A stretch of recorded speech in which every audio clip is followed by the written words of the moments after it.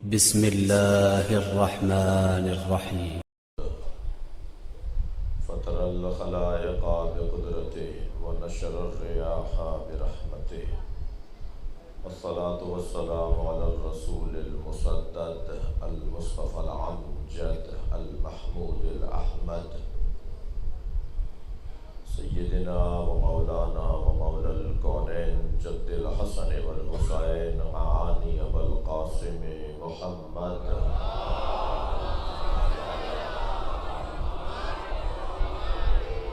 وآله الطيبين الطاهرين المعصومين الذين قال الله إنما يريد الله ليذهب عنكم الرجس أهل البيت ويطهركم تطهيرا.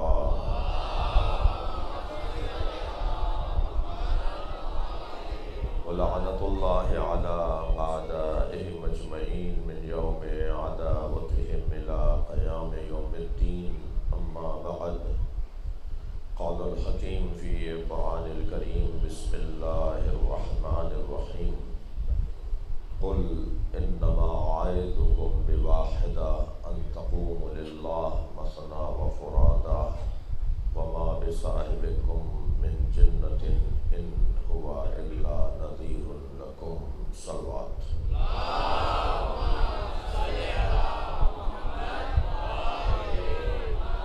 حاضرین مجلس اور بانی مجلس کے حاجات کی برابری کے لیے بلند تر صلوات.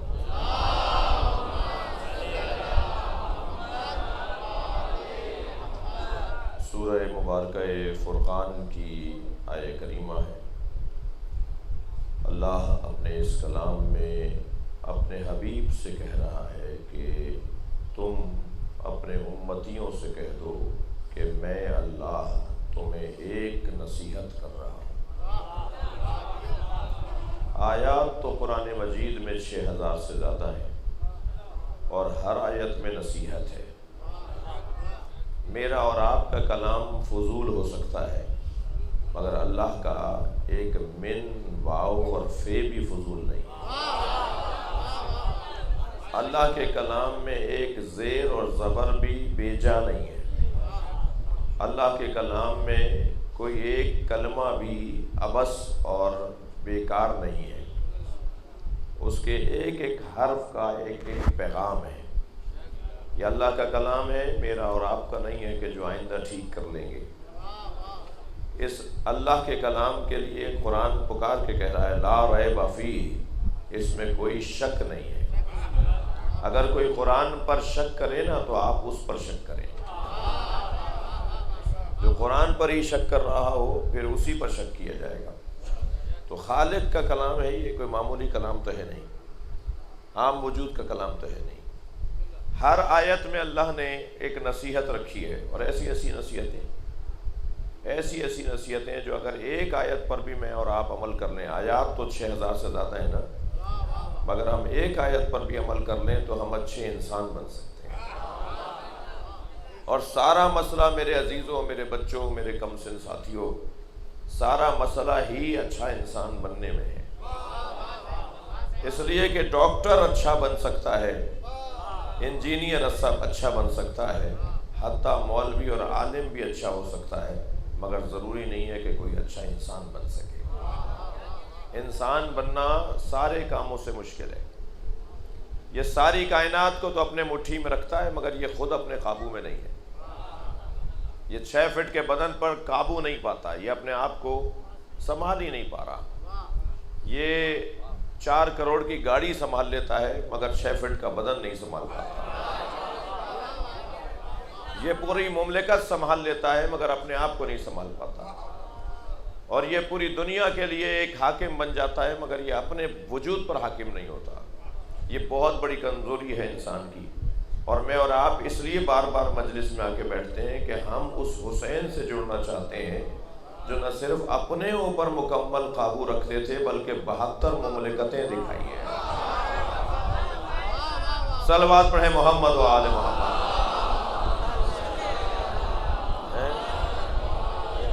یہ کربلا کے 72 شہید نہیں ہیں، یہ 72 مملکتیں ہیں حسین کی. اور آپ کا اور میرا اس نام پر جمع ہونا یہ ہماری فطرت کا تقاضا ہے۔ اگر چھوٹے بچے کو پتا ہو نا یہاں ٹافی رکھی ہے تو وہیں گھومتا پھرتا رہے گا، کبھی یہاں کے کھڑا ہوگا کبھی وہاں کے کھڑا ہوگا، اور انتظار کر رہا ہوگا کہ ابا دے دیں اماں دے دیں، اس لیے کہ اسے پتا ہے اس کے مطلب کی چیز یہاں ہے۔ یہ جو ہم مجلس کا نام سن کے بھاگتے ہوئے آتے ہیں نا، ہمیں پتا ہے کہ یہاں حسین مل رہا ہے، یہ ہماری فطرت۔ صلوات پڑھیں ذرا محمد و آل محمد۔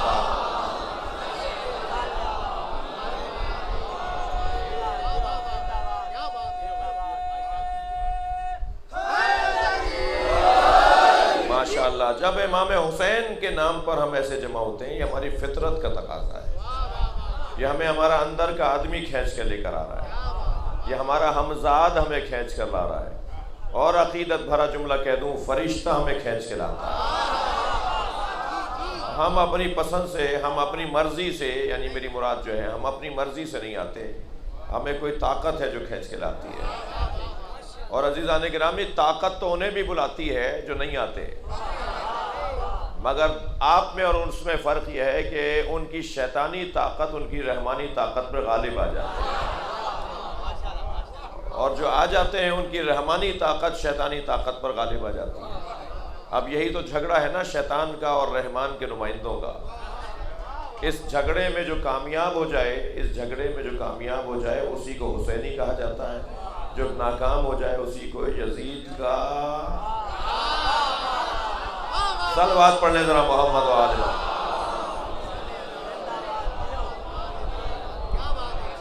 بات آگے بڑھے تو قرآن کی ہر آیت ایک نصیحت ہے، اور میں آپ سے گزارش کروں گا، آپ میری بات مان رہے ہیں، جوان آج کا میری بات مان رہا ہے، یہ میرے لیے عزت ہے میری، اور مجھے آپ جوانوں سے بھی بڑا پیار ہے، اور یہ ایک بہت بڑا کرم ہے پروردگار عالم کا، اور بزرگ مجھے دعا دے رہے ہیں۔ کچھ آیتوں کو فریم بنوائیے، کچھ آیتوں کو اپنے علاقے کے اندر کوئی خوش خطی خطاط اگر ہو نا تو اس خطاط سے کہیے کہ اسے لکھ کر دے دے، بہت خوبصورت سا وہ لکھے، سجا کر لکھے اسے، پھر اس کو فریم کروائیے، اور پھر اپنے ڈرائنگ روم میں اور ایسی جگہ جہاں سے آپ کا آنا جانا زیادہ ہوتا ہے، گھر میں ایک کامن جگہ ہوتی ہے نا جہاں سب لوگ بیٹھتے ہیں، سب جگہ آتے جاتے ہیں، کامن جگہ ہے، ایک مشترکہ جگہ ہے، وہ کمرہ فلاں کا ہے اور وہ جو کمرہ ابا کا ہے، یہ مگر ایک جگہ ہے جہاں سب بیٹھتے ہیں، اس جگہ پر اسے فریم کروا کے لگوائیں۔ مثلا سورہ مبارکہ تکویر کی آیت فَأَيْنَ تَذْهَبُونَ، پوری آیت ہے، یہ آیت کا بیچ کا درمیانی حصہ بھی نہیں، مکمل آیت۔ فَأَيْنَ تَذْهَبُونَ، اللہ پوچھ رہا ہے کہاں جا رہے ہو؟ ابھی اگر کوئی بچہ اٹھ کے جا رہا ہو مثال، اور میں اسے ایک دم پوچھو بیٹا کہاں جا رہے ہو، تو اسے فوراً جواب دینا ہے نا۔ مثلا کہے گا پانی پینے جا رہا ہوں، مثلا کہے گا میرے گھر سے فون آ گیا ہے میں جا رہا ہوں، مثلا کہے گا جی میرا وقت آپ دیر سے آئے مولانا، مجھے تو اس وقت میں جانا تھا جس وقت میں آپ آئیں، لہٰذا میں جا رہا ہوں، کوئی تو جواب دے گا نا، ٹھیک ہے۔ مثلا اگر وہ یہاں سے اٹھ رہا ہو اور وہ میں ایک دم پوچھ رہا ہوں اسے بیٹا کہاں جا رہے ہو، اور وہ یہ کہے کہ مروان کے نام پر جلسہ ہو رہا ہے اس میں جا رہا ہوں،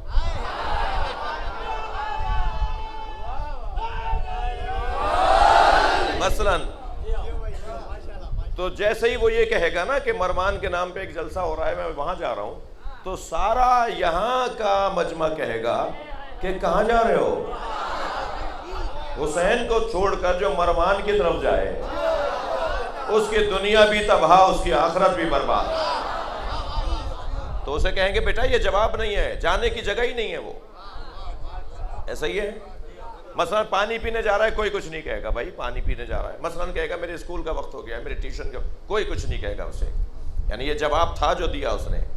لیکن اگر کوئی ایسی بات کر دے جو جواب ہی نہیں ہے تو فوراً سب پلٹ کے کہیں گے کہاں جا رہے ہو؟ اب اللہ ہم سے پوچھ رہا ہے فَأَيْنَ تَذْهَبُونَ، کہاں جا رہے ہو؟ تو جیسے آپ بچے کے اٹھنے پر پوچھیں اور اسے فوراً جواب دینا ہے، ایسے ہی ہماری ہر حرکت پر اللہ ہم سے پوچھ رہا ہے کہاں جا رہے ہو؟ اگر جواب ہے تو جواب دو، ورنہ کہاں جا رہے ہو؟ اگر کہیں گناہ کے لیے جا رہے ہو، اگر کسی کو تنگ کرنے کے لیے جا رہے ہو، اگر کسی کی دل آزاری کے لیے جا رہے ہیں تو جواب نہیں ہے نا، اور جب جواب نہیں ہے تو کیوں جا رہے ہیں؟ جواب ہے تو جائیں، ورنہ جواب نہیں ہے تو کیوں جا رہے ہیں؟ یہ ایک آیت ہمارے اوپر ہمارے مزاجوں کو بدل دے گی۔ میرے عقب میں کچھ بینر لگے ہوئے ہیں، مثلا یہاں اسیران شام ایک بینر کے اوپر لکھا ہوا ہے، مثلا یہاں پر فرض کیجئے شہادت شریکت الحسین ثانیہ زہرا لکھا، السلام علیکہ یا با، یہ نہ چاہتے ہوئے بھی آپ نے پڑھ لیا نا۔ یہ آپ نے مثلا کوئی اگر ایسی جگہ پر یہ بینر لکھا ہوا ہو جو امام حسین کو سلام کرنے کا قائل ہی نہیں ہے، یہ آپ کا بینر اس سے سلام کروا دے گا۔ اب سمجھ میں آیا کہ علم انہیں برا کیوں لگتا ہے؟ یہ اذانوں میں علی ولی اللہ انہیں برا کیوں لگتا ہے؟ جب آپ علی ولی اللہ کی اذانیں بلند کرتے ہیں وہ مانتے نہیں ہیں مگر سنتے ضرور ہیں۔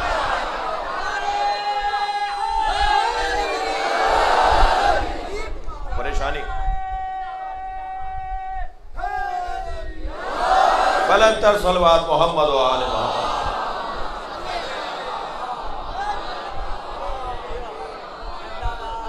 اچھا ہوتا ہے بعض لوگوں کو پہلی مرتبہ کوئی چیز یا غلط فہمی کی بنیاد پر کوئی چیز، میں یہ نہیں کھاتا، اس سے یہ ہو جاتا ہے، اس سے وہ ہو جاتا ہے، لیکن جب ایک دفعہ اس کا ذائقہ لے لیتا ہے نا پھر کہتا ہے میں یہی کھاؤں گا۔ یہ جو آپ اذانوں میں علی ولی اللہ خلیفۃہ بلا فصل وصی رسول اللہ خلیفۃہ بلا فصل کہتے ہیں، یہ جو آپ علم لگا کر مولا حسین کی طرف توجہ دلاتے ہیں، یہ جو آپ بینر پر سلام اور درود لکھ کر آپ توجہ دلاتے ہیں، یہ آپ در حقیقت ذائقہ بحال کر رہے ہیں، آپ ٹیسٹ بحال کر رہے ہیں۔ ذائقہ ایک دن میں نہیں بنتا میرے عزیزو۔ میرے اپنے بچپن میں مجلسوں میں جو آج پوری پاکستان میں ہمارے امام بارگاہ ہیں، جی میری 48 سال عمر ہو رہی ہے، میرے اپنے بچپن میں ہمارے امام بارگاہ بڑے بڑے لگتے تھے، آج ہمارے وہی امام بارگاہ چھوٹے لگتے ہیں۔ اس لیے نہیں کہ میں بڑا ہو گیا ہوں، اس لیے نہیں کہ دیواریں کم کر دی ہیں، اس لیے کہ اس میں مجمع زیادہ آ رہا ہے۔ آہستہ آہستہ ذائقہ بحال ہو رہا ہے، آہستہ آہستہ ٹیسٹ بحال ہو رہا ہے۔ جیسے منہ کا ذائقہ بنانے کے لیے 4-6 دفعہ کھانا کھلانا پڑتا ہے، ایسے ہی روح کا ذائقہ بنانے کے لیے بار بار مجلس کرنا پڑے گی۔ جب آپ بار بار مجلس کریں گے، بار بار حسین مولا کا ذکر کریں گے تو کچھ لوگوں کا ذائقہ بنے گا، اور جب ذائقہ بن جائے گا، میں جانتا ہوں کتنی بڑی تعداد میں جن کے دادا مجلس نہیں کرتے تھے، حتیٰ جن کے ابا مجلس نہیں کرتے تھے، آج ان کا پوتا، آج ان کا بیٹا سب سے زیادہ مجلس کرتا ہے۔ بڑی تعداد میں لوگوں کو ہم جانتے ہیں۔ یہ کیا ہوا ہے؟ یہ ذائقہ بنا ہے۔ دیکھیے میرے بدن کو غذا کی ضرورت ہے۔ فرض کیجئے کہ صبح 9 بجے اگر ناشتہ کرتا ہوں اور 11 بج جائے ناشتہ نہ ملے تو بے چینی ہوتی ہے نا۔ بہت سیدھی اور سادی بچوں کے لیے بات کر رہا ہوں۔ میرے بدن کی غذا کا ایک وقت ہے، اگر اس وقت پر مجھے کھانا نہ ملے، ناشتہ نہ ملے، میں آپ کی اپنی بات کر رہا ہوں، تو ہم بے چین ہونے لگتے ہیں۔ کوئی اگر نہ پہنچا رہا ہو تو خود اٹھ کے فریج تک چلے جاتے ہیں، کوئی اگر نہ دے رہا ہو یا نہ ہو دینے والا تو ہم خود چلے جاتے ہیں کہ انڈا تل لیں، کوئی روٹی پکا لیں۔ صحیح ہے، یعنی وہ بھوک ہمیں آمادہ کر رہی ہوتی ہے کہ آ نہیں رہا، کھانا نہیں آ رہا تو تم چلے جاؤ۔ ایسے ہی عزیزان گرامی ہماری روح کو بھی بھوک لگتی ہے، جیسے ہمارے بدن کو بھوک لگتی ہے نا، اس کے لیے تو ہم نے ٹائمنگ بنائی ہوئی ہے، اس لیے کہ یہ بچے کا بدن ہے، وہ جوان کا بدن ہے، وہ بزرگ کا بدن ہے، وہ بوڑھے کا بدن ہے۔ بدن تو چھوٹا بڑا ہوتا ہے، بدن تو بچے کا، جوان کا اور بوڑھے کا ہوتا ہے، مگر روح بچے کی، جوان کی اور بوڑھے کی نہیں ہوتی۔ بدن تو مذکر کا اور مؤنث کا ہوتا ہے کہ وہ عورت کا بدن ہے، یہ مرد کا بدن ہے، مگر روح مؤنث اور مذکر نہیں ہوتی۔ روح لمبی اور چھوٹی نہیں ہوتی، بدن لمبا اور چھوٹا ہو جاتا ہے کہ یہ اتنا سا تھا جب دنیا میں آیا تھا، 3 بالش کا بھی نہیں تھا جی، اور آج 6 فٹ کا ہے، تو یہ بدن لمبا ہو گیا، بڑا ہو گیا، مگر روح لمبی اور چھوٹی نہیں ہوتی۔ ہمارے بدن کو غذا کی ضرورت ہے، جب بھوک لگتی ہے تو ہمارا بدن روٹی کی طرف جاتا ہے یا روٹی اس کے قریب آتی ہے، کوئی لا کے دے دیتا ہے۔ ہماری روح کو بھی تو بھوک لگتی ہے، ہماری روح کو جب بھوک لگتی ہے تو عزیزان گرامی اس کا کوئی ٹائم نہیں ہے، وہ تو چاہتی ہے جتنا مجھے کھلاؤ گے اتنا ہی میں طاقتور ہو جاؤں گی، اور جتنا روح طاقتور ہو جائے گی اتنا ہی بدن پر غالب آ جائے گی، اور جن کی روحیں ان کی بدنوں پر غالب آ جاتی ہیں وہ میدان چھوڑ کے بھاگتے نہیں ہیں۔ ان کا بدن اگر نحیف اور ناتوان بھی ہونا، ان کا بدن اگر ہاتھ پیر کانپ بھی رہے ہوں، ان کا بدن اگر کمزور بھی ہو اور روح اگر ان کی طاقتور اور مضبوط ہو، تو کانپتے ہوئے ہاتھ سے اگر لکھے گا نا سلمان رشدی واجب القتل ہے، تو کوئی دنیا اسے اپنے ہاں بلانے کو تیار نہیں ہوگی۔ اسے اگر قتل کر دیا گیا ہوتا تو شاید ایک دفعہ مرتا۔ خمینی ابو شکن کے فتوے نے اسے روزانہ مارا ہے۔ یہ کیا بدن کو مضبوط کریں یا روح کو مضبوط کریں؟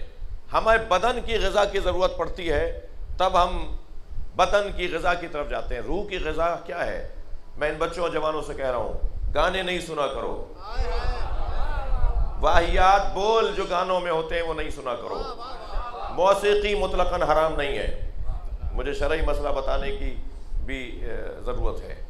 موسیقی، ہر موسیقی حرام نہیں ہے، لیکن لہو و لعب کی موسیقی حرام ہے، جو انسان کو حیوانیت کی طرف لے جائے، جس میں انسان کے بدن کی لذتوں کی باتیں ہو رہی ہوں، وہ موسیقی حرام ہے، وہ گانا حرام ہے، سننا حرام ہے، بولنا بجانا تو اس کا وہ جانے، اس حرام پر حرام ہے، لیکن سننے کی بات کر رہا ہوں۔ اچھا، سماع اور استماع میں فرق ہے۔ سماع، کان میں آواز پڑ گئی، ابھی بھی کوئی گزر رہا ہوگا میری آواز پڑے گی، ٹھیک ہے، کان میں آواز چلے جانا یہ ہے سماع سننا، اور توجہ دینے کو استماع کہا جاتا ہے۔ اگر آپ کسی بس میں بیٹھے ہیں، کسی سواری میں، کسی جہاز میں، کسی بھی جگہ، اور وہاں گانا بجایا جا رہا ہے جو واہیات گانا ہے، تو کان میں تو آپ کیا آئے گا؟ یہ کان میں آنے سے گناہ نہیں ہوگا، اس پر غور کرنے سے گناہ ہوگا۔ یہ تو آپ کے ہاتھ میں ہی نہیں تھا نا۔ جو چیز آپ کے ہاتھ میں نہ ہو اللہ اس پہ گناہ کیوں دے گا؟ جس میں آپ مجبور ہو رہے ہوں اس میں آپ کو گناہ نہیں ہوگا۔ مجبوری میں، اور جان جا رہی ہے، مجبور ہو رہا ہے، توجہ چاہوں گا۔ تو بدن کی، میری باتوں سے تھک تو نہیں رہا؟ بدن کی غذا یہ روٹی ہے، بدن کی غذا یہ پانی ہے، اور بدن کو جب بھوک لگتی ہے تو یہ غذا کی طرف جاتا ہے۔ روح کی غذا کیا ہے؟ بہت دیر لگا دی ایک جملہ کہنے میں نے۔ روح کی غذا اللہ، رسول اللہ اور حسین کا ذکر ہے۔ صلوات پڑھیں محمد و آل محمد۔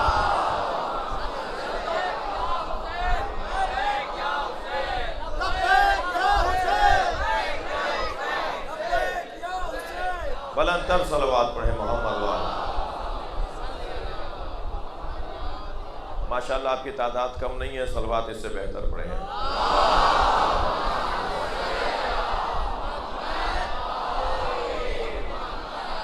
امام اس وقت میں اور آپ روح کو غذا فراہم کر رہے ہیں، اور جتنا اچھا مولانا کا خطاب ہوگا، جتنا اچھا ذاکر کا خطاب ہوگا، اتنی ہی روح کو اچھی غذا ملے گی۔ اور روح کو مضبوط بنانا، عزیزان گرامی، میں پھر تھوڑی سی دیر 2-4 جملے روح کے اوپر کہنا چاہوں گا۔ روح کو مضبوط بنانے کا مطلب کیا ہے؟ یعنی آپ آفس میں بیٹھے ہیں تو چھوٹی چھوٹی ایشوز پر اور پریشانیوں پر کرسی چھوڑ کے بھاگنے والا وہ نہیں ہے کہ جو روح کی جس کی مضبوط ہو۔ جس کی روح مضبوط ہوتی ہے وہ چھوٹی چھوٹی باتوں پہ کرسی چھوڑ کے بھاگتا نہیں ہے۔ میٹنگ سے واک آؤٹ کر کے بھاگنے والا وہ نہیں ہوتا کہ جس کی روح مضبوط ہو۔ میدانوں سے بھاگنے والا وہ نہیں ہوتا جس کی روح مضبوط ہو۔ ایشو آیا ہے، مسئلہ آیا ہے، کوئی مسئلہ سامنے آیا ہے، کوئی مشکل سامنے آئی ہے، اس کے لیے حل نکالو، میدان چھوڑ کے نہیں جاؤ۔ ان بچوں اور جوانوں سے کہہ رہا ہوں، اللہ نے تمہیں جوانی عطا کی ہے، اس دور میں تشریف رکھیے، اس دور میں فضول اوقات اپنے گزارو نہیں، بلکہ تعلیم کی طرف توجہ دو۔ اور میں صاحبان حیثیت سے کہوں گا کہ اللہ نے آپ کو اگر پیسہ دیا ہے تو کم سے کم 5 بچے، اور زیادہ سے زیادہ جتنی آپ کو توفیق ہو، اپنے علاقے میں ڈھونڈیے جن کے والدین بچوں کو اچھا پڑھا نہیں سکتے۔ جو ٹھیلے لگانے والے کا بچہ ہے، جو جوتیاں بنانے والے کا بچہ ہے، جو مکینک کا بچہ ہے، وہ اپنے بچے کو ڈاکٹر نہیں بنا سکتا، مگر آپ اگر صدقہ جاریہ کے طور پر طے کر لیں کہ مجھے 2 بچوں کو اعلیٰ تعلیم دلوانی ہے، یہ ایک بچہ ککڑی بیچنے والے کے ہاں جب ڈاکٹر بن جائے گا نا تو پورا خاندان ترقی کرتا چلا جائے گا۔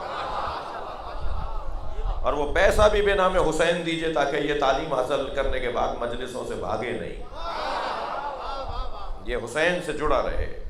توجہ چاہوں گا، نصیحتیں قرآن مجید میں بہت ہیں، اللہ نے بہت سی نصیحتیں کی ہیں، جیسے میں نے ایک مثال آپ کو دی، مگر اس آیت میں کہہ رہا ہے کہ 6000 سے زیادہ آیتوں کے بعد کہہ رہا ہے کہ میں تمہیں صرف ایک نصیحت کرتا ہوں۔ وہ یہ نہیں کہہ رہا ہے اس آیت میں ایک نصیحت کرتا ہوں، بس میری نصیحت ہی ایک ہے، قل، اے میرے حبیب کہہ دیجئے، انما اعظکم بواحدہ، میں اللہ تمہیں ایک نصیحت کرتا ہوں، ایک نصیحت کرتا ہوں، ان تقوموا للہ، اس ایک نصیحت کے لیے قیام کرو۔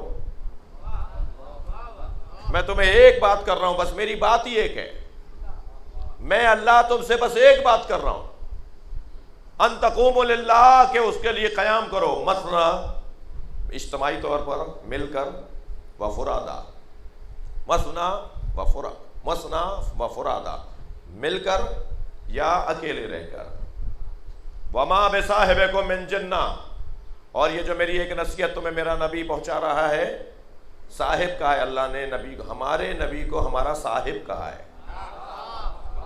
جی ہم اپنے علاقے کے بڑے کو کہتے ہیں نا صاحب آ رہے ہیں، جی آفیسر کو کہتے ہیں صاحب آ رہا ہے۔ کون ہے صاحب؟ صاحب کر کے بات کرتے ہیں۔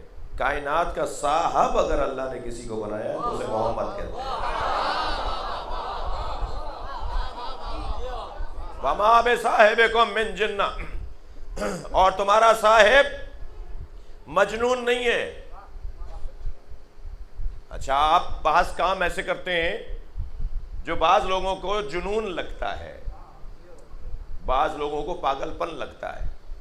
ارے بھائی، میرپور خاص کا 1000 ایکڑ کا زمیندار حلقے میں قمیض اتار کے ماتم کر رہا تھا، پاگل ہے یہ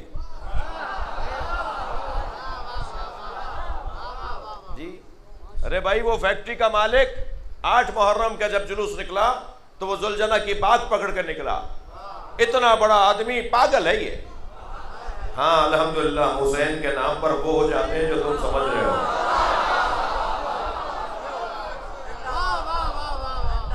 بھائی مجھے اور آپ کو، میں نے ایک جملہ کہہ دیا ہے، مجھے اور آپ کو حسین کے نام پر پاگل نہیں بولا جاتا،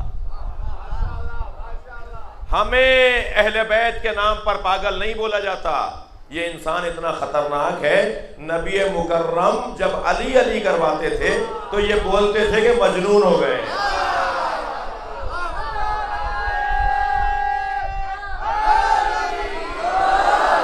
ہر جگہ علی کی بات،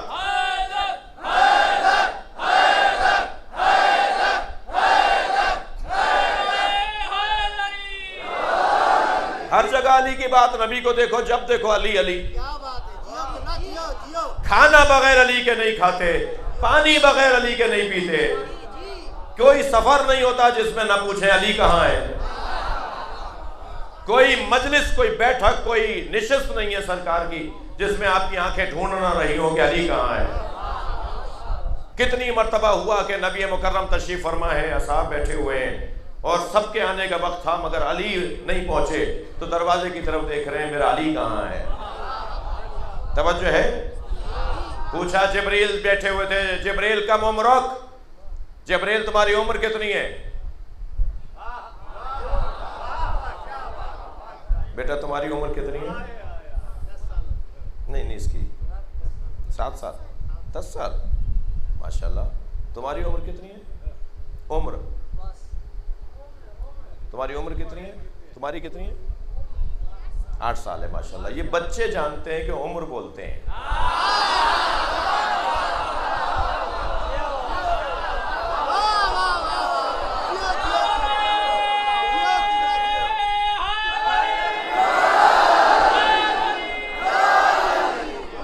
جو ہمارے بچوں سے مقابلہ نہ کر پائے، وہ پوری پاکستان میں ایک جماعت لیے پھر رہا ہے۔ صلوات پڑھ رہا محمد و آل محمد۔ اس سے بہتر اور بلند صلوات۔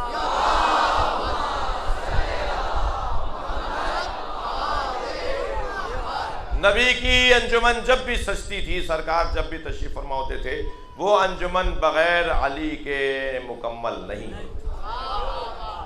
ہر بات میں نبی کی زندگی میں علی۔ نبی کی رحلت کے بعد ایک شخص آیا اور کہا کہ مجھے نبی نے کہا تھا جب میرے گاؤں آئے تھے تو مجھے کہا تھا کہ جب تم مدینے آؤ گے تو میں اپنے ہاتھوں سے کھجوریں کھلاؤں گا۔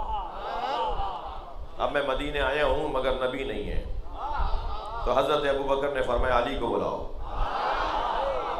دور حضرت ابوبکر کا ہے نا، پہلا دور، نبی کی رحلت کے فوراً بات کر رہا ہوں۔ فرمایا علی کو بلاؤ۔ مولا علی تشریف لائے، فرمایا علی سے کھجوریں کھلائیں۔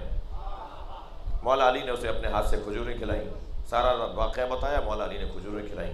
ایک صحابی محترم نے کہا کہ اے ابوبکر یہ کام تو آپ بھی کر سکتے تھے، جی آپ اپنے ہاتھ سے کھجوریں کھلا دیتے۔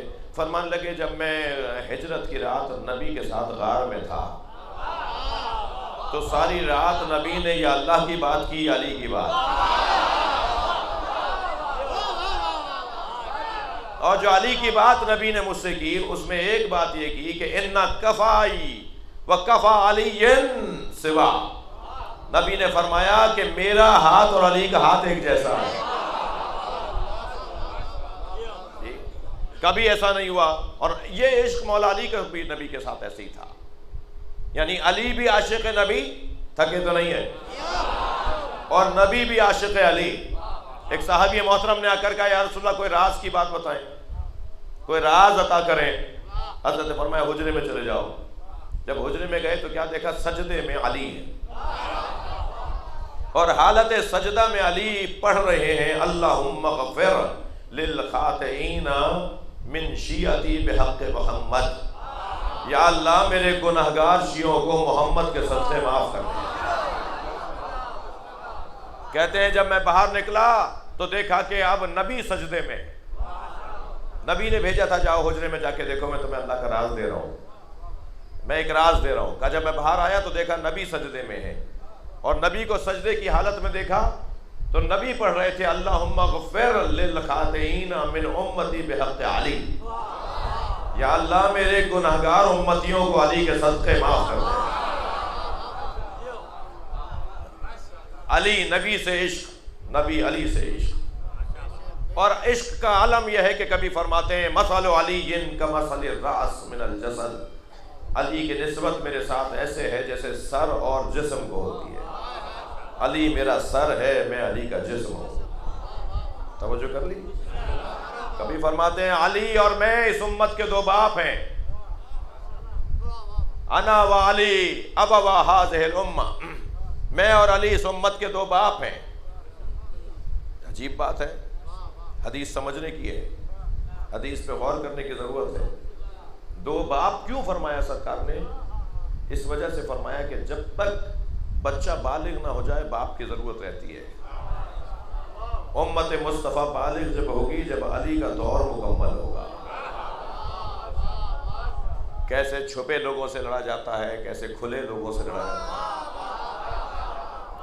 علی کی زندگی بتائے گی کہ کیسے منافقوں سے لڑا جاتا ہے، اور کیسے مومنوں سے پیار کیا جاتا ہے، اور کیسے مشرکوں سے لڑا جاتا ہے۔ جی آئیڈیل زندگی، مثالی زندگی، توجہ ہے۔ اور ایک سبب یہ بھی ہے کہ ہم جب نکاح پڑھاتے ہیں مولوی حضرات تو دلہن سے اجازت لیتے ہیں، اور صیغہ پڑھنے سے پہلے دلہن کے والد سے بھی پوچھتے ہیں کہ آپ کی اجازت ہے۔ اگر باپ اجازت نہ دے تو محتاط علماء نکاح نہیں پڑھاتے۔ کبھی ایسا نہیں ہوا کہ باپ اجازت نہ دے رہا ہو اور کسی کی آواز آ جائے مولانا اگر ابا اجازت نہیں دے رہے تو کیا بات ہے، اس کی اماں سے پوچھ لیں۔ ماں کے پیروں کے نیچے جنت ضرور ہے مگر ماں ولی نہیں ہے۔ دادا ولی ہوتا ہے،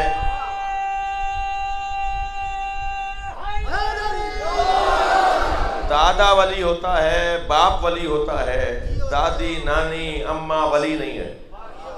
ماں کے پیروں کے نیچے عظمت اس ماں کی اتنی زیادہ ہے مگر ولایت باپ کو حاصل ہے۔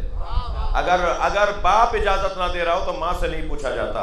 نبی نے جو فرمایا نا میں اور علی اس امت کے دو باپ ہیں، شاید اس وجہ سے فرمایا کہ اگر کسی میدان میں کوئی ماں اس باپ کے مقابلے میں آ جائے تو یہ نہ دیکھنا کہ ماں کیا کہہ رہی ہے، یہ دیکھنا تمہارا باپ کیا کہہ رہا ہے۔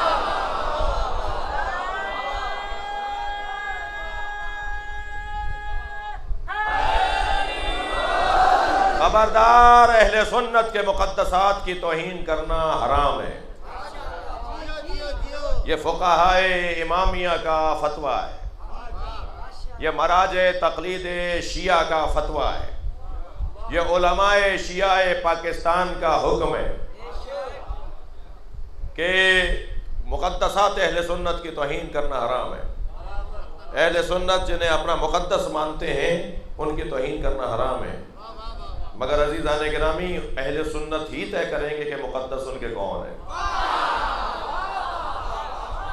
وہ طے کریں گے اور ہم ان کی توہین نہیں کریں گے, مگر طے وہ کریں گے کون مقدس ہے.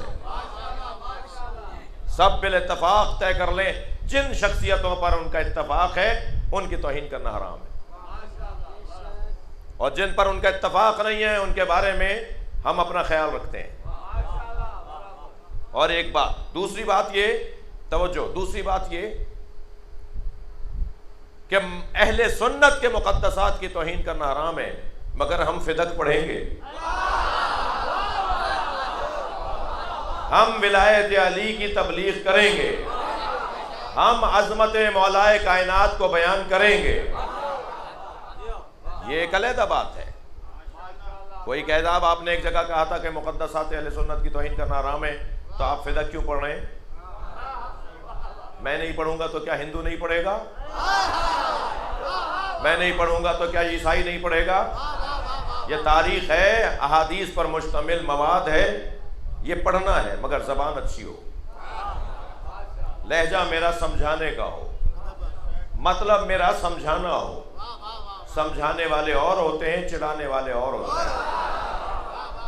اب آپ کا لہجہ بھی اچھا تھا, آپ کا انداز بھی اچھا تھا, پھر بھی اگر کوئی چڑھ رہا ہے تو وہ بیمار ہے. آپ کا لہجہ بہت اچھا تھا, آپ کا انداز بہت پیارا تھا, پھر بھی اگر کوئی الجھ رہا ہے, چڑھ رہا ہے, تو یہ اب آپ کا مسئلہ نہیں ہے.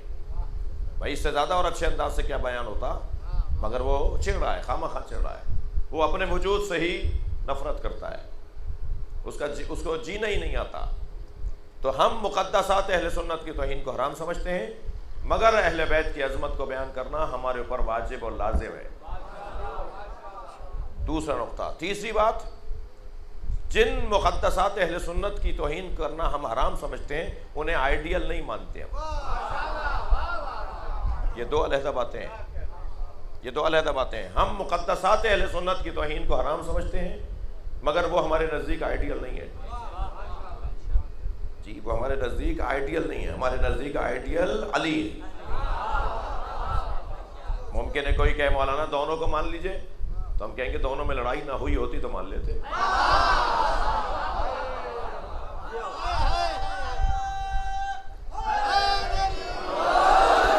اچھا, اب یہ تو گفتگو,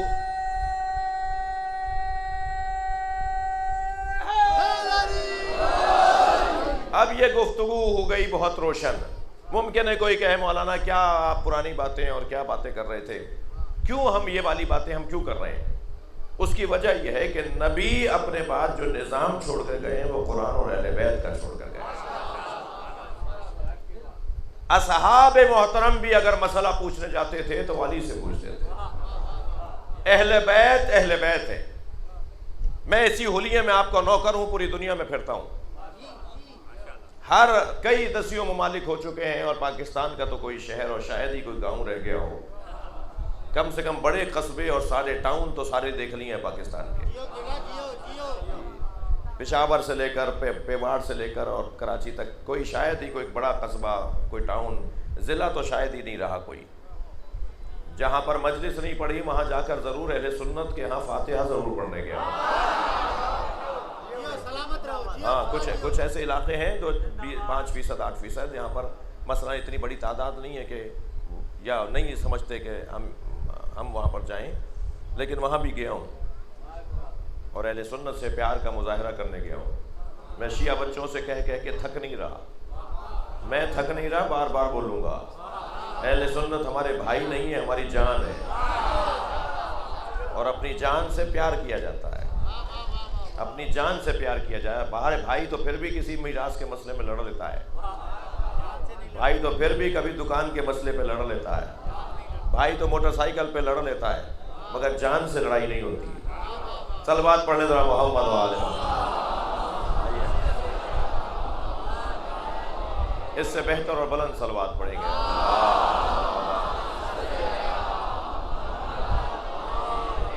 آپ کی تعداد بہت زیادہ ہے، اس سے بہتر صلوات ہوگی.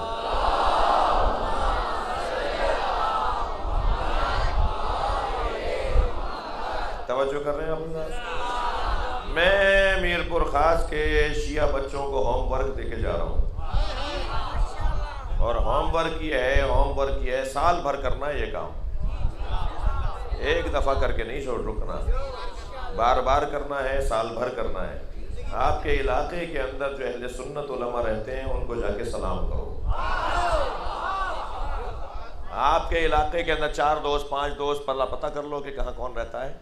پھر اس اہل سنت کے علماء کے یہاں، آپ کے یہاں میرپور خاص میں مٹھائی کون سی بنتی ہے؟ کوئی مخصوص اگر مٹھائی بنتی ہے اس کو پیکٹ بنواؤ، پھولوں کا گلدستہ بنواؤ.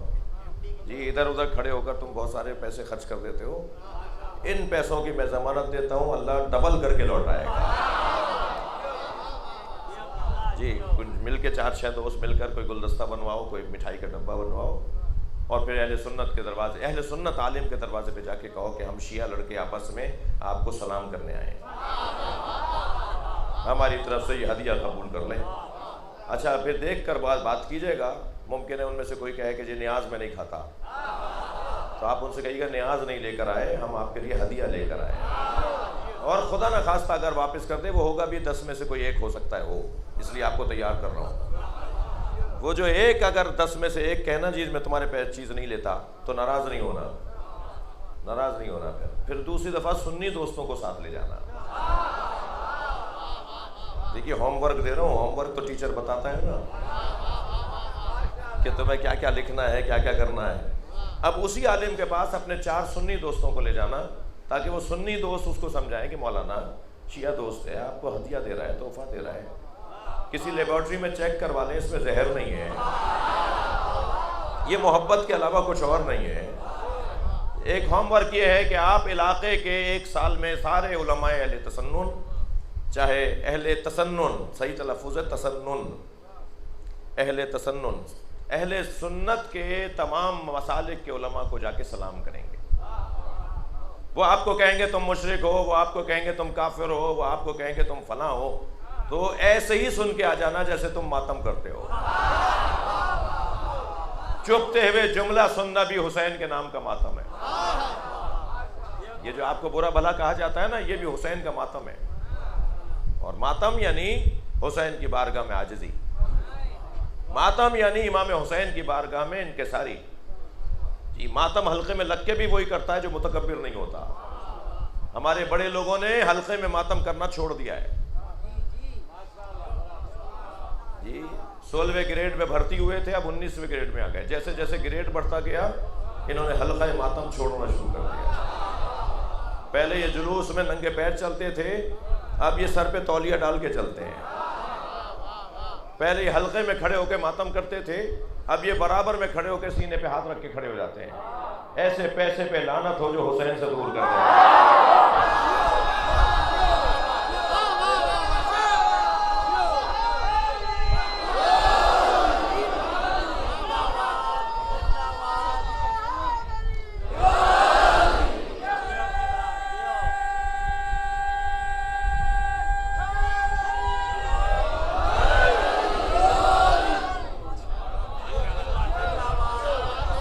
مولا امام جعفر صادق علیہ السلام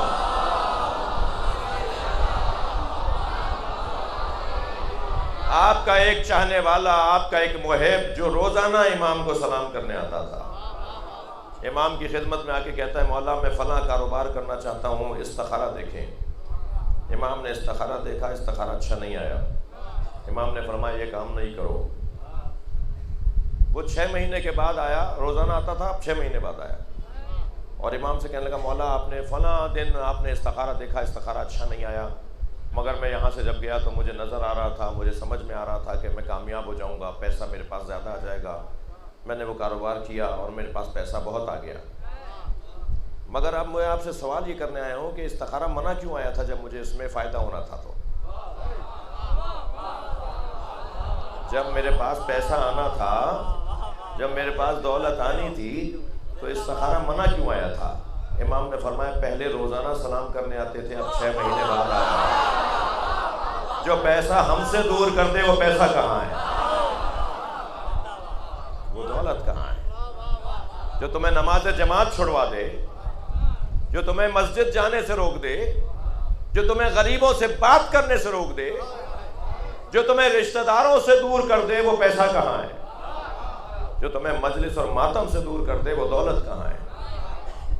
امام نے فرمایا تم 6 مہینے بعد ملنے آئے ہو، اس کا اندازہ ہے تمہیں کتنا بڑا نقصان ہوا ہے؟ تمہارا استخارہ اسی لیے منایا تھا۔ خبردار میرے عزیزوں، میرے بچوں، اس انداز سے آگے لے کے چلیے معاملات کو۔ باقاعدہ عالمی سازش ہے پاکستان میں فرقہ واریت پھیلانے کی۔ ایک عرب ملک سے اور ایک امریکہ سے پیسے آئے، اور پیسوں نے جو روٹ بنایا ہے وہ پاکستان کے ادارے جانتے ہیں۔ ایک بہت بڑی میٹنگ کے اندر پاکستان کے ایک سب سے بڑے حفاظتی ادارے کے سربراہ نے ہمارے سامنے کہا، میں ملک کی سطح کے اجلاسوں میں بیٹھنے والا آدمی ہوں، آپ سے پیار کی وجہ سے آیا ہوں۔ ایک بڑی سطح کے اجلاس میں ملکی سطح کے سربراہ ہے، ایک ملکی سطح کے ادارے کے فوجی سربراہی ادارے کے ایک سربراہ نے سب کے سامنے کہا کہ پیسہ آیا ہے فرقہ واریت پھیلانے کے لیے، اور کہنے لگے ہمیں یہ بھی پتا ہے کہ اس نے روٹ کیا بنایا ہے، وہ پیسہ کہاں کہاں گیا ہے۔ یہ کبھی کراچی میں 1 سال پہلے کہا فلاں کراچی تیرے باپ کا نہیں ہے، یہ شایان شان ہے کسی عالم کے لیے؟ تم 2-2 ہزار طالب علموں کو مدرسوں میں لے کے بیٹھے ہوئے ہو پڑھانے کے لیے، تم یہ پڑھا رہے ہو بچوں کو؟ پرسنل ہو رہے ہو، ذاتیات پر اتر رہے ہو۔ اگر سندھ حکومت نے، وزیر اعلیٰ صاحب نے، مثال کے طور پر سیکرٹری سندھ نے، ہوم سیکرٹری سندھ نے اور چیف سیکرٹری سندھ نے اگر کسی یا گورنر نے کہیں ہمارا احترام کیا، تو تم کہہ رہے ہو شیعہ کا احترام ہوتا ہے تو سنی کا بھی ہوگا؟ ہم نے تو کبھی نہیں پوچھا کہ وزیر اعظم ہمیشہ سنی کیوں ہوتا ہے،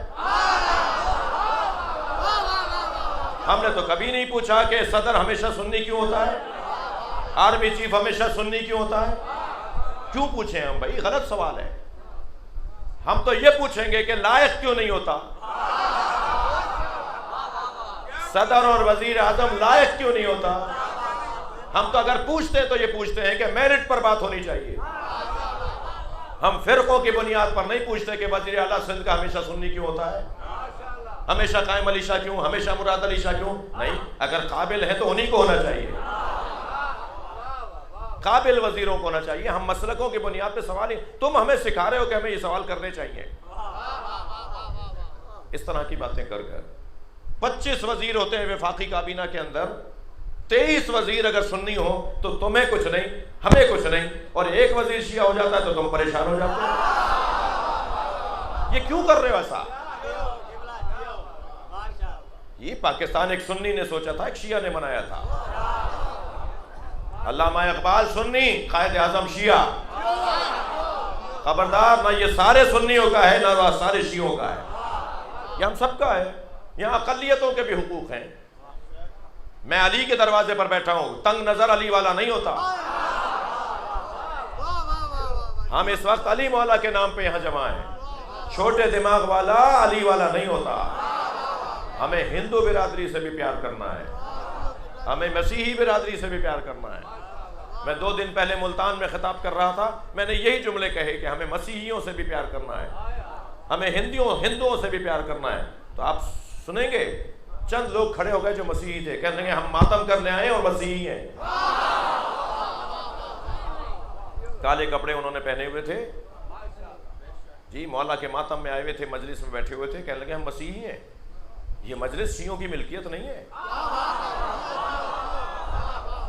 کوئی پاکستان کے حفاظتی اور ریاستی اداروں کو جا کے سمجھائے کہ آپ کے پاس جو 25 لوگ چل کر آتے ہیں کہ مجلس رکواؤ، انہیں جواب دو مجلس شیعوں کی نہیں ہو رہی۔ شیعہ شخصیت کو فون کر کے مجلس روکنے کی بات نہیں کرو کہ مجلس روک دو، ہمارے پاس 25 لوگ آئے تھے کہ اگر مجلس ہوگی تو یہ ہو جائے گا۔ آپ نے کیوں نہیں جواب دیا اسے؟ ان 25 لوگوں کو آپ نے جواب کیوں نہیں دیا کہ مجلس شیعوں کا مسئلہ نہیں ہے، یہ ساری ملتوں کو جوڑنے کا مسئلہ ہے۔ کراچی کا سانحہ ہوا، سانحہ عاشورہ، جس میں دھماکہ ہوا، کون سا سن تھا؟ 2011 2010 میں جو سانحہ ہوا، بہت بڑا سانحہ تھا۔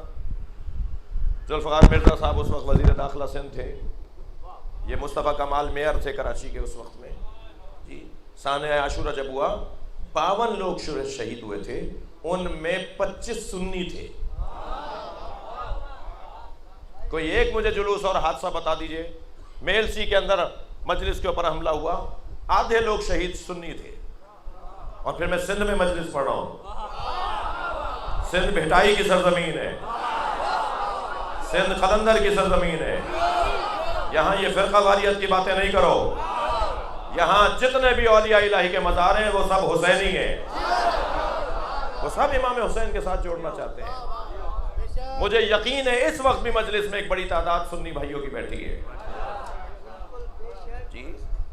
میں پاکستان کے سب سے بڑے اجتماع سے خطاب کرتا ہوں، نشتر پارک کے اجتماع سے۔ 11-12 سال سے مرکزی مجلس پڑھ رہا ہوں اور مرکزی مجلسیں پڑھ رہا ہوں۔ ایک بڑی تعداد میں افسران ہیں، اہل سنت ہیں، دیوبندی ہیں، وہ کہتے ہیں جی امام بارگاہ میں ہمیں مسئلہ ہوگا مگر نشتر پارک مجلس سننے آئیں گے، وہ تو سرکاری پارک ہے۔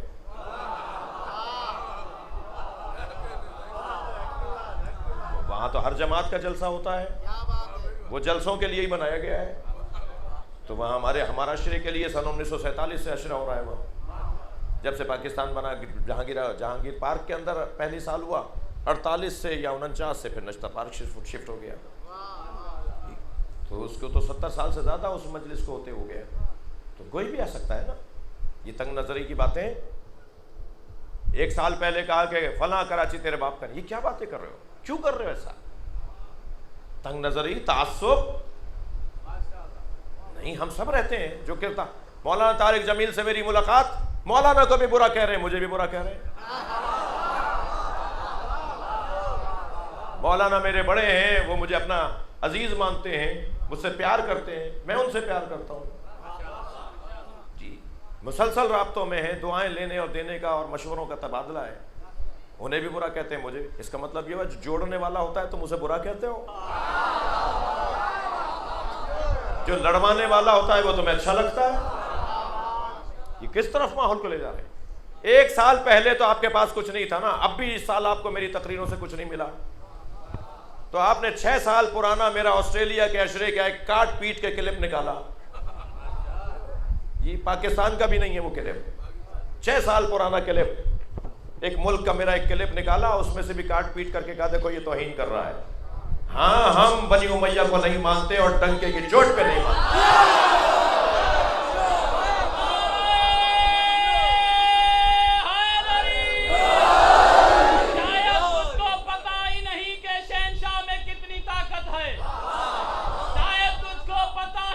حسین میں کتنی طاقت ہے، کتنی طاقت ہے، اس لیے تیرے دل میں بغض، کینہ اور عداوت ہے۔ قسم ہے کبریا کی، قسم ہے کبریا کی، کچھ نہ ہونے دیں گے شہنشاہ کو، کیونکہ شہنشاہ ہمارے پاس حسین کی امانت ہے۔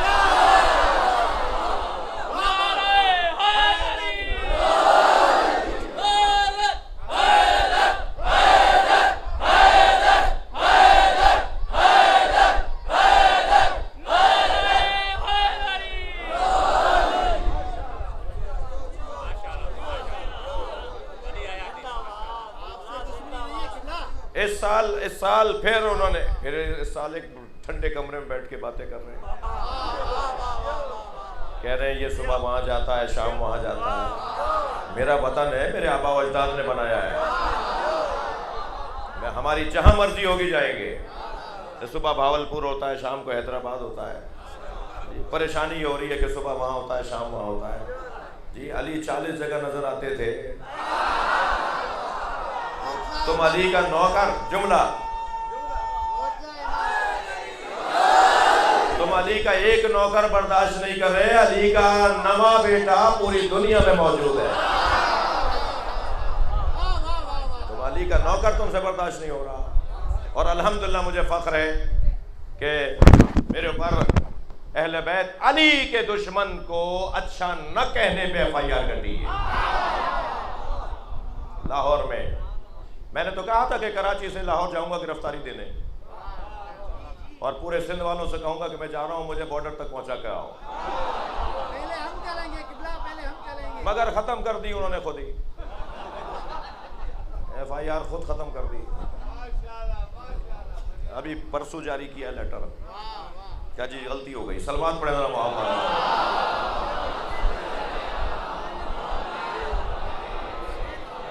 توجہ ہے. میں میرپور خاص کے مومنین سے بھی کہوں گا، مجلس میرپور خاص میں پڑھنے آیا ہوں مگر میرپور خاص کے لیے نہیں پڑھ رہا. یہ ویڈیو بنا رہے ہیں میرے دو جوان، اور یہ بعد میں وائرل ہو جائے گی اور سب سنیں گے، تو سب کے لیے کہہ رہا ہوں. اول تو ہم نے بات کی ہے مراد علی شاہ صاحب سے بھی، صدر مملکت سے بھی، وزیر اعظم سے بھی، ابھی جو بھی کراچی آئے ہوئے تھے، اس سے پہلے جو میری ملاقاتیں ہیں، میرے گھر تشریف لا چکے ہیں. تو اور ظاہر ہے وہ جب وزیر اعظم ہمارے گھر آئیں گے تو مجھے بھی تو ان کے یہاں جانا ہوگا نا. یہ اخلاقیات کا حصہ ہے. تو یہ جو تنگ نظر اور چھوٹے دماغ کے لوگ ہوتے ہیں نا، جی وزیر اعظم ہاؤس کیوں گئے تھے، یہ درباری ہو گئے. تمہارا مسئلہ، تمہاری ایک ٹوٹی کوئی ٹھیک نہیں کر سکتا جب تک تمہارے واسطے اور تعلقات نہ ہو. ہم اپنے چوک پہ لگے ہوئے بلب کو ٹھیک نہیں کروا سکتے جب تک آپ کے تعلقات اور واسطے نہ ہوں. اور آپ مسئلے پاکستان کی سطح کے حل کروانا چاہتے ہیں اور ملاقات پر تنقید کرتے ہیں،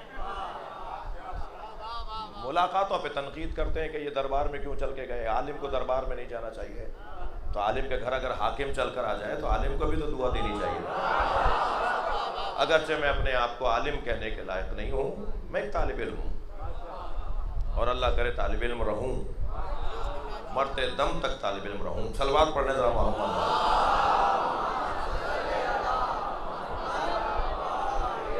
اس سے بہتر اور بلند صلوات کریں.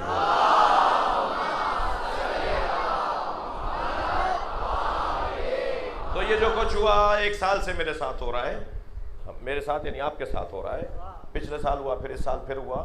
یہ جو کچھ ہو رہا ہے اس کے پیچھے سازش ہے. اچھا، اگر مجھے پہلے سے پتا ہو کہ یہ بندہ جو اس وقت تڑپ رہا ہے تو اس کو فالج ہو رہا ہے، تو میں فالج کا علاج کروں گا، اس کو باندھوں گا نہیں. میں ڈھونڈوں گا کہ اس کی بیماری کا علاج کیا ہے. میں اس کو نہیں ماروں گا، اس کے ساتھ زیادتی نہیں ہونے دوں گا، وہ تو تکلیف میں ہے. جب مجھے پتا ہے کہ اس کے پیچھے بیماری تعصب کی ہے، اس کے پیچھے بیماری پیسے کی لالچ کی ہے، اس کے پیچھے بیماری پاکستان دشمن طاقتوں کی ہے، یعنی پاکستان دشمن طاقتیں اس کے پیچھے بیماری کے طور پر ہیں، یعنی سبب وہ ہے، وجہ وہ ہے. تو آپ یہ جب کہیں گے کہ مجھے کہیں گے جی متا کی اولاد اور نویں کی اولاد اور چھٹی کی اولاد، جب مجھے گالیاں دیں گے تو میں کیا کروں گا؟ میں ان سے کیوں ناراض ہوں؟ میں اسے کیوں نہیں جواب دوں جس نے اسے پیسہ دیا ہے، جس نے اس کو کہا ہے کہ پاکستان میں یہ ماحول بنا. جب یہ مجھے ہمیں گالیاں دیں تو پہلے تو ہمیں دیکھیں، ہم اخبار پڑھ کے نظریہ نہیں بناتے، ہم نہج البلاغہ پڑھ کے نظریہ بناتے. ہم اپنا انداز اور اپنی روش مولا علی سے لیتے ہیں. مولا علی کی کتاب نہج البلاغہ پڑھنے والا ذہین سمجھدار ہوتا ہے. جی ہمیں مولا علی نے اتنے فارمولے دیے ہیں. میں ان بچوں سے پھر دوبارہ کہہ رہا ہوں کہ ایک اور ہوم ورک لے لو. زیادہ ہوم ورک پہ پریشان تو نہیں ہو گئے؟ ہاں وہ ہوتا ہے کہ جی اس دفعہ تو بہت زیادہ ہوم ورک ملا ہے، چھٹی. تو میں تو آپ کو 1 سال کا دے رہا ہوں نا، 1 سال کا ایک اور ہوم ورک کا کام آپ کو دے رہا ہوں. وہ یہ کہ نہج البلاغہ پڑھو. مجھے آئندہ سال بتانا ہمیں سائیں بانی کہاں ہے مجلس کے، سائیں کے آئندہ کی مجلس کا وعدہ پرویز بھائی جب کریں گے، جب یہاں پر 8-10 لوگ کھڑے ہو کے کہیں گے ہم نے نہج البلاغہ پڑھ لی. 8-10 میں کم سے کم کہہ رہا ہوں، اگر سارا مجمع کہے تو کیا ہی ہے. صلوات پڑھے گا محمد وآلہ. نصیحت کر دیتا ہوں آپ کو کہ پہلا خطبہ نہیں پڑھنا. پہلا خطبہ تو علماء کو ہی سمجھ میں نہیں آتا، علماء مجھے معاف کریں گے. پہلا خطبہ سمجھنے کے لیے تو مباحثہ کرنا پڑتا ہے، 4 عالم بیٹھتے ہیں تب علی سمجھ میں آتا ہے. مولا علی کا پہلا خطبہ انتہائی مشکل خطبہ ہے، فلسفہ ہی فلسفہ ہے. پہلا خطبہ پہلے نہیں پڑھنا، آخری کلمات قصار سے پڑھنا شروع کرنا. جی 248 میرے مولا کے چھوٹے چھوٹے فرامین ہیں، پہلے انہیں پڑھنا، پھر مولا کے خط پڑھنا. 71 خط ہے مولا کے، 79 معاف کیجیے گا، 79 خط ہے مولا کے. یہ پہلے خط پڑھنا، پھر خطبے پڑھنا شروع کرنا. جیسے ہم پہلے 30واں سپارہ پڑھتے ہیں نا، بچوں کو پہلے ہم 30واں سپارہ پڑھواتے ہیں، پھر پہلا سپارہ. ایسے علی کو کلام بھی ہے، علی مولا کا کلام جو قرآن کی تفسیر ہے، نہج البلاغہ قرآن کی تفسیر ہے. جو علی مولا نے قرآن کو سمجھا ہے، جو اللہ کے کلام کو سمجھا ہے، اسے جب عمل کر کے دکھایا ہے تو نہج البلاغہ بنی ہے. دوسرا ہوم ورک آپ کو یہ دے دیا، جو علی کو پڑھنے والے لوگ ہیں نا، جو مولا کے کلام کو پڑھنے والے لوگ ہیں، ان کی سمجھداری کوئی سمجھ نہیں پائیں گے لوگ جب تک کہ علی کو پڑھیں گے نہیں. تو بہت روشن بات ہے کہ اگر ہمارے ملک میں فرقہ واریت یا تعصب یا لڑنے لڑانے کی کوئی بات کر رہا ہو تو پہلے تو آپ سمجھیں کہ اس کے پیچھے کون ہے. پچھلے سال جب انہوں نے گالیاں دی تو ہم نے کیا موقف دیا تھا؟ ہم نے کہا تھا سب نعرہ لگاؤ پاکستان زندہ باد. ہم نے بڑے بڑے شیعہ مجلسوں جلوسوں کے اجتماعات میں کہا جی پاکستان زندہ باد، اس لیے کہ پاکستان میں یہ پاکستان چینج آف بلاک کی طرف ہے، نئے دوستوں کی طرف ہے. یہ افغانستان اگرچہ جو کل ہوا ہے وہ ناقابل برداشت واقعہ ہے، مسجد میں جو سانحہ ہوا ہے، لیکن جو خطے کے حالات تبدیل ہو رہے ہیں نا، تو نہیں چاہتے کچھ لوگ جو دور بیٹھے ہیں، صحراؤں کے مالک ہیں، وہ نہیں چاہتے کہ پاکستان کے اندر کوئی بہتری آئے. تو حالات اوپر کی طرف سے ہیں، اور جب ہمیں پتہ ہے کہ معاملہ وہاں سے تو پھر ہمیں سمجھداری کا مظاہرہ کرنا ہوگا. الحمدللہ بہت اچھا انداز اللہ نے ہمیں عطا کیا اور ہم یہاں تک آئے ہیں. عزاداری ہمارا قانونی، شرعی، اخلاقی، فطری حق ہے. ہم مولا کا ذکر کرنا چاہتے ہیں. اسی مجلس میں آپ زیادہ جانتے ہوں گے، میں جتنوں کو جانتا ہوں، معتبر لوگ آئے ہوئے ہیں، شخصیات آئی ہوئی ہیں، صاحبان حیثیت لوگ آئے ہوئے ہیں. عجیب حسن ہے اس مجلس کا. فیکٹری کا مالک بھی بیٹھا ہے، ککڑی بیچنے والا بھی بیٹھا ہے، 1000 ایکڑ کا زمیندار بھی مجلس میں آ کے بیٹھتا ہے، اور اس زمین پہ کام کرنے والا ایک مثال نوکر مزدور بھی آ کے بیٹھتا ہے. سب حسین کے عشق میں آ کے بیٹھتے ہیں، سب نبی کے عشق میں آ کے بیٹھتے ہیں، اور سب عقیدت کے ساتھ آگے بیٹھتے ہیں، سب جوتیاں اتار کے بیٹھتے ہیں احترام کے ساتھ. اس شادی حال میں جب کرسیاں لگیں گی، کسی کا ولیمہ ہونا ہوگا تو کوئی جوتی اتار کے نہیں آئے گا، لیکن اب فرش بچھا ہوا ہے، حسین مولا کا ذکر ہو رہا ہے، سب جوتیاں اتار کے آئیں، عقیدتوں کے ساتھ آئیں. اور بہت ساری تعداد میں جانتا ہوں کہ بغیر وضو کے مجلس میں نہیں آتے. اور جتنا ہم اپنا روحانیت اپنی بڑھائیں گے اتنا ہی ہمیں یہاں سے زیادہ ملے گا. جتنی آمادگی بڑھائیں گے اتنا زیادہ عطا ہوگا. بانٹنے والا دیکھ رہا ہوتا ہے اس کو تو بات لینے کو نہیں ہے، لینے کے لیے جگہ نہیں ہے، تو اس کو اتنا ہی دیتا ہے جتنا اس کا ہاتھ ہوتا ہے. بہت سمجھدار جو لوگ ہوتے ہیں نا، وہ مانگتے وقت ہاتھ نہیں پھیلاتے، تھال پھیلاتے ہیں. جو سمجھدار مانگنے والا ہوتا ہے نا، وہ اپنے مالک کے سامنے ہاتھ نہیں پھیلاتا، وہ تھال پھیلا دیتا ہے، مالک اس میں دے دو. جس کا لینے میں دل بڑا ہو تو پھر دینے والے کا دل بڑا کیوں؟ لہذا یہاں پر ہر ایک کو اپنے حساب سے ملے گا اور ہر ایک کو مل رہا ہے. چلیے اپنے ذہنوں کو شام لے چلیے. یہ فاتح ہے شام جناب زینب کے دن ہے. شام فتح کر کے لوٹی ہے علی کی بیٹی. جس شام میں رسیاں باندھ کر لائے تھے، اب زینب اس شام سے جیت کر باہر جا رہی ہے، بلکہ کہہ دوں کہ یزیدیت کو رسیوں میں باندھ کر آ رہی ہے. اب قیامت تک یزیدیت اسیر رہے گی اور علی کے بچے آزاد رہیں گے. اجرکم اللہ. جب آ کر کہا نا امام سجاد نے، پھوپھی اماں یزید ہمیں رہا کر رہا ہے، فرمایا زین العابدین مجھے رہائی نہیں چاہیے. اللہ اکبر. زین العابدین میرے 3 مطالبے ہیں. میرے 3 مطالبے مانے جائیں تب میں آزادی دوں گی. جو مطالبہ منواتا ہے وہ جیتتا ہے، جو مطالبہ مانتا ہے گویا ہارتا ہے. فرمایا میرا پہلا مطالبہ یہ ہے کہ مجھے ایک گھر چاہیے جہاں میں حسین کا ماتم کروں. میرے بھائی کو مار دیا، میں اب تک رو نہیں پائی. اجرکم اللہ. میں اپنے عزیزوں سے کہوں گا، آپ سامعین سے کہوں گا، ایک مجلس صحیح، ایک نوحہ، ایک مرثیہ ہی صحیح اپنے گھر میں مجلس ضرور کیا کریں. برکت کی خاطر، رزق کی خاطر سال بھر میں ایک مرتبہ اپنے گھر میں حسین کی مجلس ضرور کیا کریں. اور اس کا ایک سبب یہ ہے کہ جن گھروں میں حسین کا ذکر ہوتا ہے وہ زینب کی آرزو گھر ہے. سیدہ ان گھروں کو پسند کرتی ہیں جناب زینب جن گھروں میں امام حسین کا ذکر ہو رہا ہوتا ہے. اجرکم اللہ. آپ کی آوازیں بلند ہیں، مجلس میں تکلف کر کے نہیں رویا کریں. فرمایا مجھے گھر چاہیے جہاں میں اپنے بھائی حسین کا ذکر کروں. پھر فرمایا میرا دوسرا مطالبہ یہ ہے کہ ہمارے تبرکات واپس کیے جائیں. اچھا عزیزانو، میں نے ایک بہت ہی مختصر جملہ کہہ دیا. سنیں گے کیا کیا لوٹا گیا؟ بیویوں کی چادریں لوٹی گئی، بیویوں کے زیورات لوٹے گئے. مختار کے دربار میں ایک یزیدی لشکر کا سپاہی کہتا ہے کہ جب پوچھا نا مختار نے کہ تم نے کیا کیا کربلا میں، تو کہتا ہے جب خیمے لوٹ رہے تھے تو زین العابدین کے خیمے سے سب لوٹ چکا تھا، مگر وہ غشی کے عالم میں بستر پر تھے.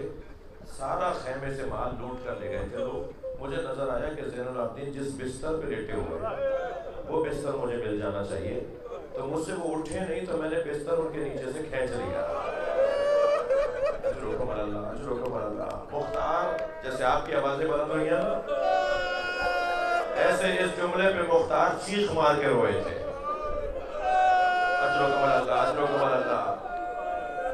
کربلا کے واقعات جزئیات، بعض لوگ کہتے ہیں آپ کو اتنی چھوٹی چھوٹی باتیں کتابوں میں کیسے لکھ دی گئی. یہ اقبال جرم ہے یزیدی سپاہیوں کا جو انہوں نے مختار کے دربار میں کیا ہے. کربلا کے زیادہ تر واقعات جو کتابوں میں آئے نا وہ مجرموں کا اقبال جرم ہے. میں نے یہ کیا. مختار کہتے تھے بتا دو میں تمہیں آزاد کر دوں گا. اور بعض لوگوں کو کہا کہ میں تمہیں آزاد نہیں کر سکتا، تم نے تو حسین کے سر پہ تم نے تو حسین کے سر کو نیزے پہ اٹھایا، تم نے تو حسین کا گلا کاٹا ہے، میں کیسے تمہیں آزاد کر دوں گا. تو پہلے سنتا تھا اور اس کے بعد بہت سے لوگوں کو معافیاں دیتا تھا کہ کم اس کو اب کم سزا دو، اس نے مجھے ساری باتیں بتا دی ہیں.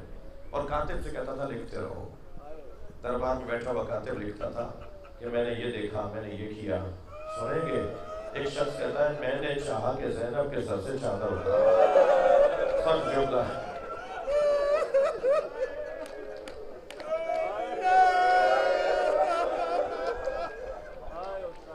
کہتا ہے کہ جب میں قریب کیا تو میرے ہاتھ کانپنے لگے. ایک جانب مجھے اس چادر کے پیسے ملنے تھے، دوسری جانب جس کے سر سے چادر اتار رہا تھا وہ عورت بہت بڑی تھی، وہ نبی کی بڑی نواسی، وہ علی کی بڑی بیٹی، وہ حسین کی چھوٹی بہن. تو کہتا ہے میں نے نیزے کی انی سے ان کی سر سے چادر اتاری. میں نے نیزہ بڑھایا اور میں نے ان کے سر سے چادر اتاری.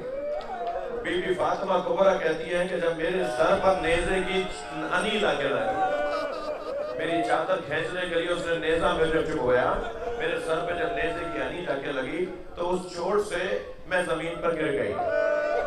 جب کچھ دیر کے بعد مجھے ہوش آیا تو میں نے دیکھا میرا سر پھوپھی زینب کی گود میں. تو میں نے سر پر ہاتھ رکھ کے کہا پھوپھی اماں میری چادر اتارو.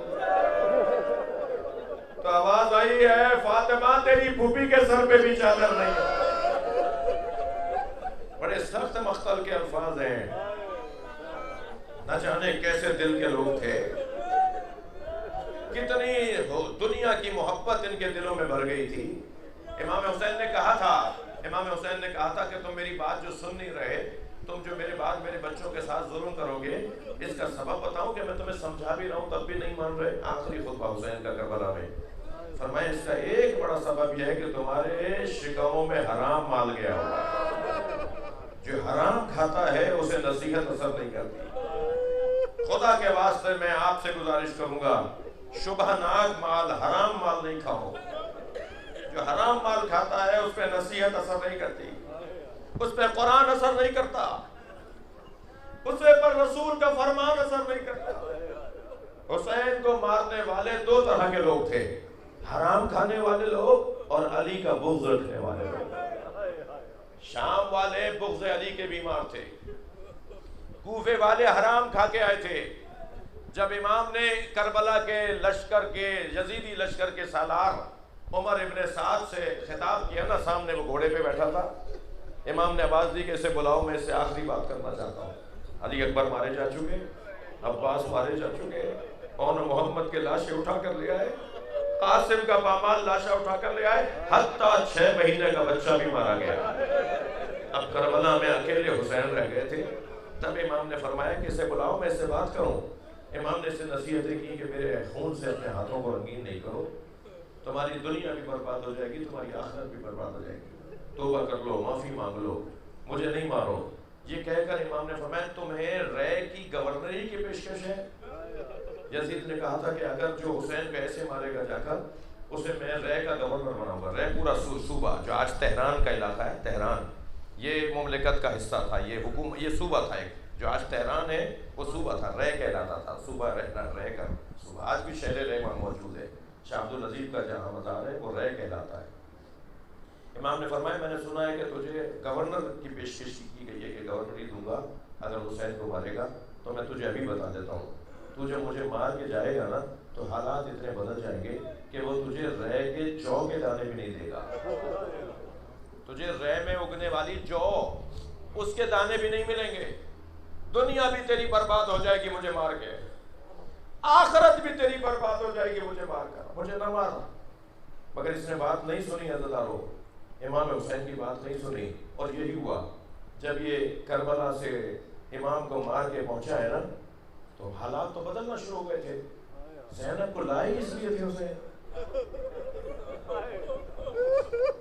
جناب رباب کو لائے اس لیے تھے اسے، 4 سالہ بچی سکینہ کو کیوں لائے تھے؟ یہ واقعہ دبنے والا نہیں تھا۔ اگر جناب زینب نہ ہوتی تو اصحاب اخدود کا نام اگر قرآن نے لیا ہوتا تو ان کا نام بھی ایسے ہی جناب امام حسین کی قربانی بھی گم ہو جاتی۔ جب جناب آیت اللہ باقر الصدر کو صدام نے قتل کیا تو فوراً کہا ان کی بہن بنت الہدا کو بھی مار دو۔ باقر الصدر کی بہن بنت الہدا کو بھی شہید کر دیا، دونوں بہن بھائیوں کو مارا۔ تو اس کے ایک جنرل نے بڑے ڈرتے ڈرتے کہا کہ آپ عورت کو کیوں مار رہے ہیں، آپ ان کی بہن کو کیوں مار رہے ہیں، ان کا کیا قصور ہے؟ کہنے لگا حسین کو مارنے کے بعد یزید کو زینب کو مارنا چاہیے، یہ زینب کی وجہ سے آج حسین کی قربانی زندہ ہے۔ بھائی کو مار دیا، بہن کو بھی مار دو۔ اب سمجھ میں آیا کہ کیوں لے کر آئے تھے جناب زینب کو؟ جہاں جہاں علی کی بیٹی جا رہی تھی وہاں پیغام شہادت حسین پہنچا رہی تھی۔ دربار، بس مجلس ختم کر رہا ہوں، دربار یزید میں جب شمر کو کہا نا شمر بتاؤ کربلا میں تم نے کیا کیا، گزارش سناؤ، رپورٹ سناؤ۔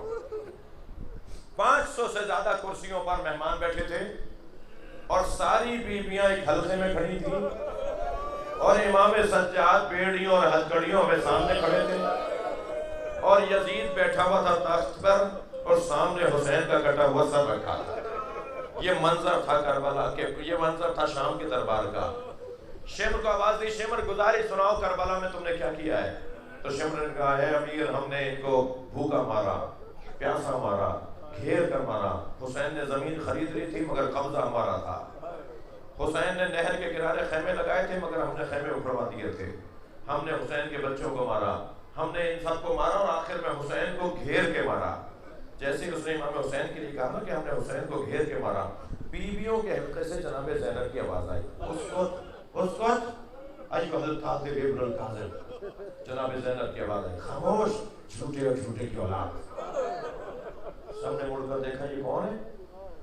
کہا یہ حسین کی بہن زینب ہے۔ جو کرسیوں پہ باہر کے مہمان آئے ہوئے تھے، کچھ مسیح تھے، کچھ یہودی بھی تھے، انہوں نے کہا انہیں بولنے دو، اس عورت کو بولنے تو یہ کچھ کہنا چاہتی ہے. تو یزید نے مڑ کے دیکھا اور کہا زینب سے کہو کہ بات کرے. تو جناب زینب نے وہیں کھڑے ہو کے خطبہ دیا ہے.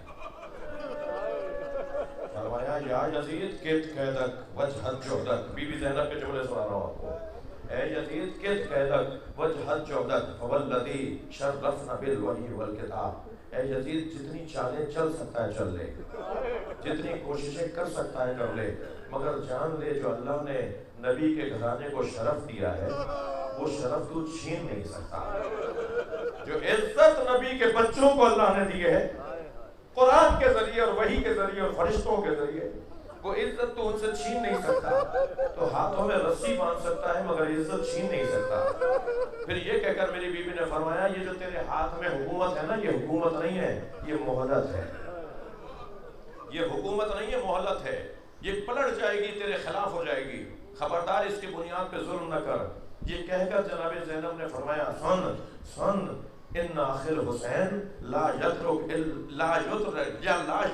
فی الکوفہ الا وفیہا باقی و باقیہ. میرے بھائی حسین نے کوفے میں کوئی گھر نہیں چھوڑا جہاں میت نہ بھیجی ہو. جس سے تم کہہ رہے ہو نا پیاسا کر کے مارا, بھوکا کر کے مارا, میرے بھائی نے اس کیفیت میں اتنے جنازے گرائے ہیں کربلا میں کہ ہر گھر میں ایک میت بھیجی ہے. سب نے آواز دے کر کہا شیمر کیا کہہ رہی ہے یہ؟ کہنے لگا امیر یہ سچ کہہ رہی ہے. وہ دلوں پر دل باندھ کر آئے تھے. ہم حسین کا ایک دل توڑتے تھے, حسین کا دوسرا دل جوان ہو جاتا تھا. ہم ایک بچے کی وجہ سے حسین کی آنکھوں میں آنسو لے آتے تھے, حسین دوسرا جوان بھیج دیتا تھا. حسین دل پر دل باندھ کر آئے تھے, دل توڑ ہی نہیں پائے ہم حسین کا. آخری وقت میں جب ہم خنجر چلا رہے تھے تب بھی حسین کہہ رہا تھا بسم اللہ و باللہ و فی سبیل اللہ و علی ملت رسول اللہ. ہم حسین کے گلے پہ چاقو چلا رہے تھے, حسین اللہ کا ذکر پڑھ رہا تھا. ایک مرتبہ یزید نے بی بی کی طرف دیکھ کر کہا زینب بتاؤ سب سے بڑی مصیبت کیا دیکھی؟ میں یہاں مجلس مکمل کر دوں گا ذرا رو. کہنے لگا زینب بتاؤ تم نے سب سے بڑی مصیبت کیا دیکھی؟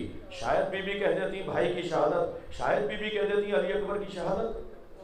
کہنے لگا یزید کہنے لگا زینب بتاؤ تم نے سب سے بڑی مصیبت کیا دیکھی؟ سب سے بڑی مصیبت تم پر کیا آئی؟ میری بیوی نے بابا کے لہجے میں فرمایا زینب پر سب سے بڑی مصیبت یہ ہے تو جیسے سے بات کر رہی ہے. ہمیں زمانے نے کتنا گرا دیا کہ آج علی کی بیٹی یزید سے بات کر رہی ہے. اللہ لعنت اللہ علی قوم الظالمین. یا اللہ اس عبادت کو قبول فرما, رزق میں عزت میں اضافہ فرما, ہم سب کی عاقبت بخیر فرما, امام زمانہ کے ظہور میں تعجیل فرما, بانی کے رزق میں, حاضرین ذاکرین کے رزق میں اضافے کے لیے, مرحومین کی مغفرت کے لیے